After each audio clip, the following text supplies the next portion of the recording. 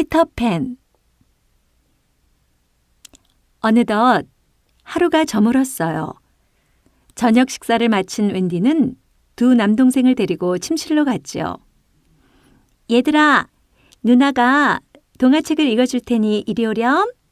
우와, 우리 누나 째고. 벌거벗은 임금님부터 읽어줘. 아니야. 난 헨젤과 그레텔이 더 좋아. 동생들은 저마다 자기가 재밌어 하는 책 제목을 이야기했어요. 웬디는 그 책을 차례차례 읽어주었죠. 그런데 그때 살짝 열린 방문 틈으로 피터팬과 요정 팅커벨이 그 모습을 지켜보고 있었어요. 이야, 정말 흥미로운 이야기인걸? 임금님이 너무 웃겨.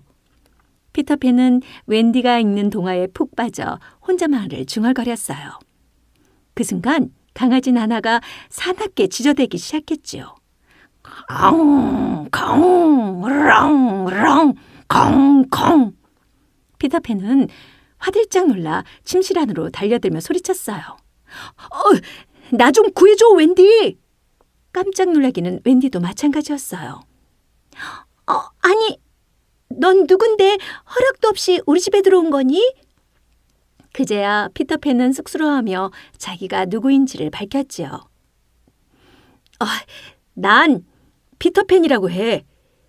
꿈의 섬 네버랜드에서 왔어. 그곳은 영원히 어른이 되지 않는 아이들의 섬이야. 그 말에 웬디가 귀를 쫑긋 세우고 관심을 보이자 피터팬이 용기를 내 부탁했어요. 웬디, 네버랜드 아이들에게 동화책을 읽어주지 않을래? 웬디는 호기심이 많은 성격이라 흔쾌히 고개를 끄덕였지요. 피터팬 곁에서 잠자코 있던 요정 팅커벨이 기뻐하며 웬디 남매에게 다가와 반짝이는 요술가루를 뿌려주었어요. 그러자 놀랍게도 아이들이 하늘로 둥둥 떠올랐지요. 와, 이럴 수가! 내 몸이 새처럼 날아오르다니! 피터팬이 웬디 남매 앞에서 하늘길을 안내해 주었어요. 그렇게 얼마쯤 구름 사이를 날아갔을까요? 피터팬이 멀리 보이는 초록빛 섬을 가리키며 말했어요. 이제 다 왔어. 저기 아름다운 섬이 바로 네버랜드야. 그런데 갑자기 뜻밖의 일이 벌어졌어요. 누군가 섬에서 쿵쿵 대포를 마구 쏘아댔죠. 이건 후쿠의 짓이야. 그자는 해적선장인데 나랑 싸우다가 악어한테 물려 한쪽 발을 잃었지. 웬디는 해적선장이라는 말에 덜컥 겁이 났어요. 그 모습을 본 피터팬이 팅커벨을 나무랬지요. 네가 너무 반짝거려 후쿠 눈에 띄었잖아. 팅커벨은 그 말이 너무너무 서운했어요. 몹시 화가 난 그는 어디론가 훌쩍 날아가 버렸죠. 갈 테면 가라지 뭐. 피터팬은 잇따라 날아오는 대포알을 피하면서 웬디 남매와 섬에 내려 아이들이 있는 곳으로 갔어요. 웬디, 여기는 아이들이 모여 사는 어린이집이야. 팅커벨이 떠나버려 못내 아쉬웠던 웬디는 피터팬이 아이들을 소개시켜주자 환한 미소를 되찾았어요. 네버랜드의 아이들도 웬디 남매를 반갑게 맞아주었죠.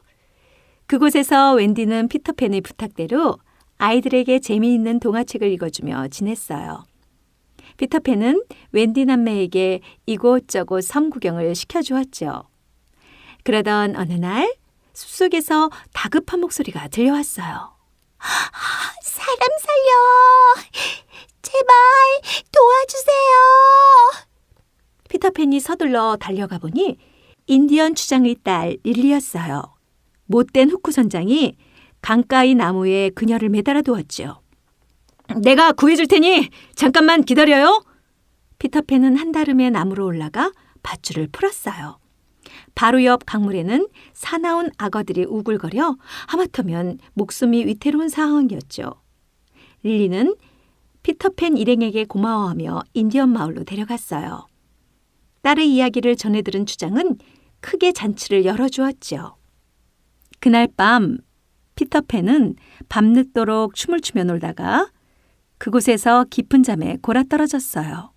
웬디는 맛있는 음식들을 보자 문득 집 생각이 났죠. 그래서 두 동생을 데리고 살그머니 인디언 마을을 나와 아이들이 잠들어 있는 어린이집으로 왔어요. 이제 그만 집으로 돌아갈 때가 됐어. 피터팬에게 줄 케이크나 만들어두고 가야겠다. 웬디는 동생들을 재우고 나서 홀로 케이크를 만들었어요. 피터팬에게 전하는 짧은 편지도 남겼지요.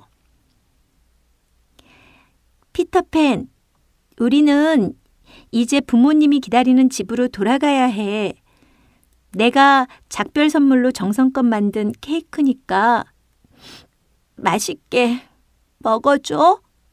웬디는 편지를 쓰다가 감정이 복받쳐 눈물을 글썽였어요. 그런데 그 모습을 후크 선장이 엿보고 있었죠. 그는 우락부락한 부하들을 데리고 어린이집으로 들이닥쳐 웬디 남매와 아이들을 밧줄로 꽁꽁 묶었어요. 이깟 아이들이야. 모두 식은 죽 먹기지 뭐. 피터팬 녀석은 어떻게 혼내줄까? 후크 선장은 곰곰이 궁리하다가 케이크에 눈길이 갔어요. 그래, 바로 이거야. 후크 선장은 케이크 속에 독약을 집어넣었어요. 웬디가 밧줄에 묶인 채 피터팬이 잘못될까 봐 괴로워했지요. 후크 선장은 음흉하게 웃으며 부하들에게 말했어요. 어서 이 아이들을 악어가 사는 강물에 던지러 가자. 누구든 내가 하는 일에 회방을 놓으면 살려두지 않겠어. 웬디와 아이들은 밖으로 끌려나가며 발버둥을 쳤어요. 그나마 다행히 팅커벨이 어린이집으로 들어오려다가 후크 선장이 벌이는 끔찍한 일을 모두 지켜보고 있었죠.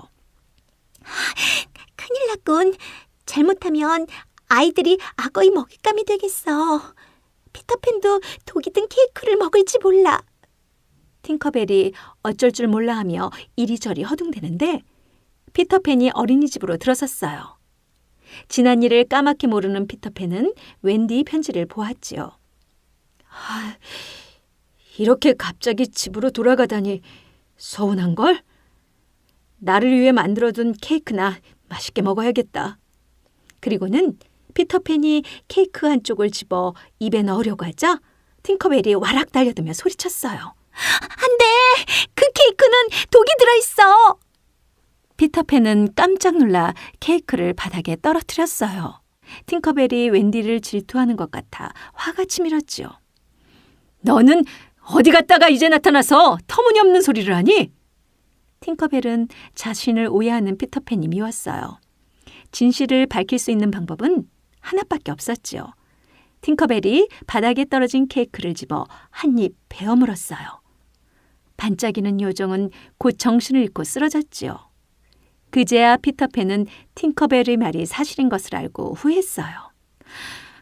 팅커벨, 미안해. 나를 걱정한 네 마음도 모르고. 그때 피터팬의 눈물 한 방울이 팅커벨의 몸에 떨어지자 도무지 믿기 어려운 기적이 일어났어요.